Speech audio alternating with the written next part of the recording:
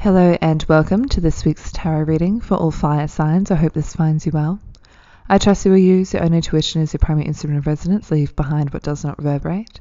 Tarot does not tell the future. The only thing that determines your future is how you react, reflect, and respond to the messages herein. The first card that I have here is the Virtue card from the Dharma deck. Fortitude, forgiveness, self-control, honesty, purity of body and mind, sense control, study of scriptures, meditation on the supreme, truthfulness, freedom from anger. This is the tenfold path of virtue. And my trusty audio setup is failing me again. I don't know what it is. Mercury retrograde has caused some glitches for all of these readings. I had to take a break because I was just getting so frustrated with it. So if this cuts out or does something weird, you can blame Mercury. So for your we have the Wheel of Fortune, the Four of Wands in reverse, the King of Cups, Queen of Wands, the King of Wands, the Empress, the Seven of Wands, the Six of Cups, and the Nine of Wands, as well as the Gemini card. So look into your chart to see where Gemini is and if there are any transits happening in that particular area. If you're looking at Western astrology, Mars is currently retrograding through there. If you're looking at the sidereal, there's currently nothing sitting in Gemini at the moment. You can also see what planets are sitting in Gemini for you in your natal chart as well.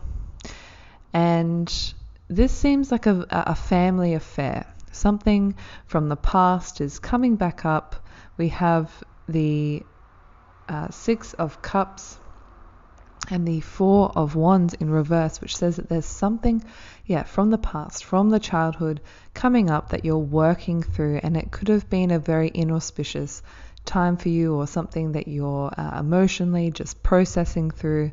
Mum and Dad are definitely here. King of Cups, Queen of Wands, the Empress, and the King of Wands. Here, Mum is kind of represented, Mum is kind of represented here by the Empress and then transitioning into the Queen of Wands. So before she became the Queen of Wands, she was this Empress type of figure. You know, just before she had you, very fertile, very kind of like this goddess and free-spirited, very creative, very intuitive. And then she has transitioned to the Queen of Wands, so still has that creative power, that creative spark, but has just matured a little bit from the Empress to the Queen of Wands. It's a different type of creative energy here. It's a bit more controlled and refined.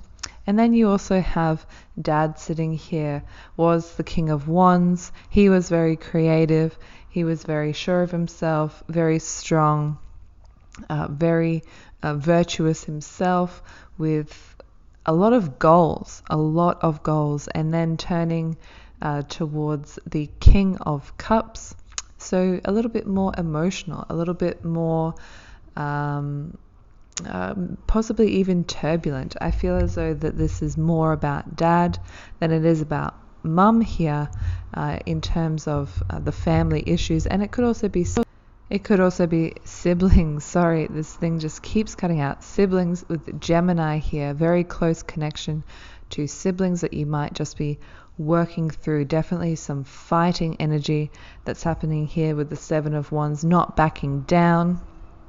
And a little bit of fatigue that came through this way of being, you know, always fighting with siblings, always fighting with Dad, or possibly even always fighting with Mum.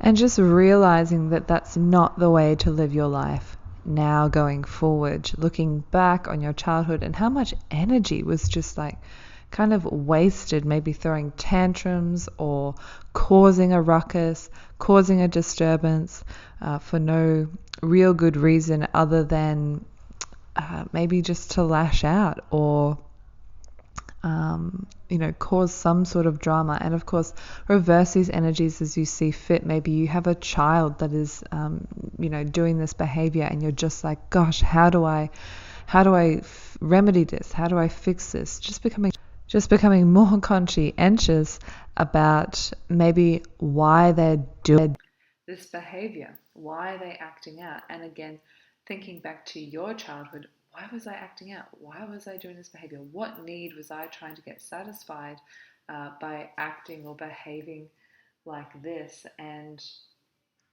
it could also be that your parents were acting in this kind of way. And you as a child were just like, oh God, why do they keep doing that? And just maybe taking a step back, or just stepping into their shoes and taking that perspective. They were in that fight or flight mode.